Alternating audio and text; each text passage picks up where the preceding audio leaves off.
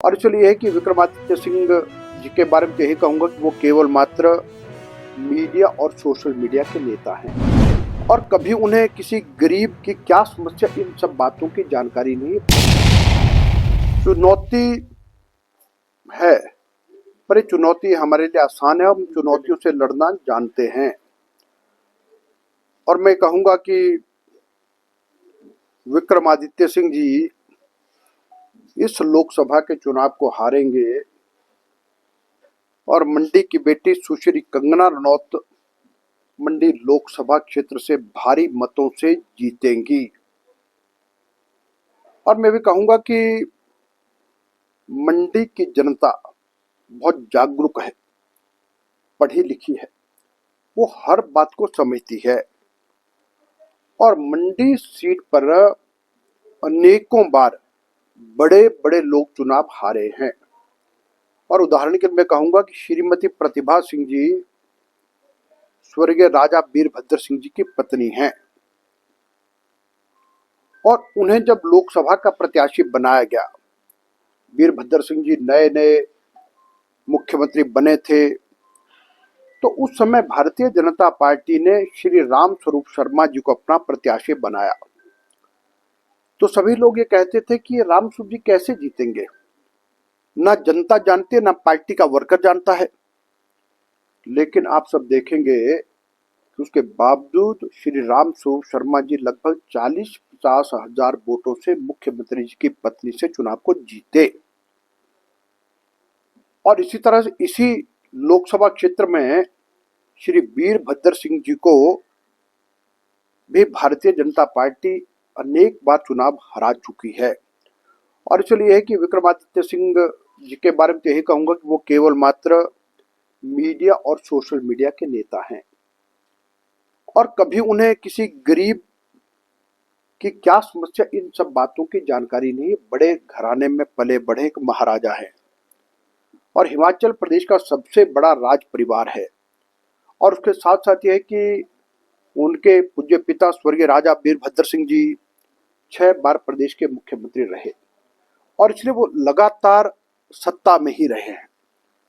और इसलिए कि अभी भी आप देखेंगे कि उनको शिमला ग्रामीण की जनता ने 5 वर्ष के लिए अपनी सेवा करने के लिए चुन करके भेजा था। अब ऐसे क्या कारण रहे कि वे शिमला ग्रामीण की जनता को छोड़कर मंडी लोकसभा आ गए। और कांग्रेस पार्टी में वंशवाद चलता है, परिवारवाद चलता है, वो चाहे दिल्ली है चाहे यहाँ पर है।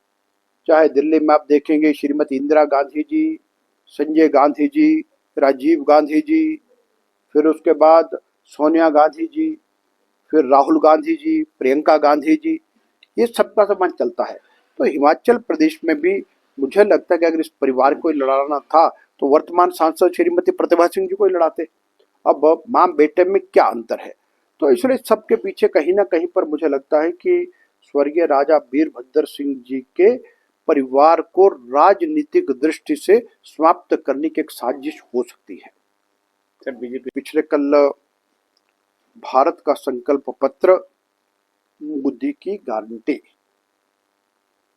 और मोदी की गारंटी का मतलब कि सब कुछ होने की गारंटी। और उसमें उन्होंने लगभग 24 प्रकार के संकल्प लिए हैं। एक सबसे बड़ा संकल्प तो यह है कि तीसरी बार देश का प्रधानमंत्री बनने के बाद हम 2047 तक का सोच रहे हैं और जब 2047 का सूर्य उगेगा तब का भारत दुनिया का आत्मनिर्भर और विकसित भारत होगा। और उसके लिए उन्होंने अनेक प्रकार की बातें उन्होंने कही हैं। उन्होंने कहा कि देश में हर नागरिक को अच्छी प्रकार की शिक्षा प्राप्त होनी चाहिए और यदि नागरिक शिक्षित होगा तो निश्चित रूप से वो अपने जीवन की सारी समस्याओं का समाधान कर लेता है। पर्यटन व्यवसाय के कारण से नौजवानों को अपने घर बैठे ही रोजगार प्राप्त हो सके। और उसमें साथ में एक बात और ऐड उन्होंने की है कि विशेष तौर पर जो पहाड़ी राज्य हैं पहाड़ी राज्यों में एडवेंचर टूरिज्म और एडवेंचर स्पोर्ट्स को बढ़ाया जाएगा और उसके मूलभूत ढांचे को पूरा करने के लिए हम उसको और आगे बढ़ाएंगे। और इसी प्रकार की अनेक बातें उन्होंने कही हैं। तो और अब हमारी अर्थव्यवस्था की मजबूती होगी तो उस सब दिशा में हम लोग काम करें।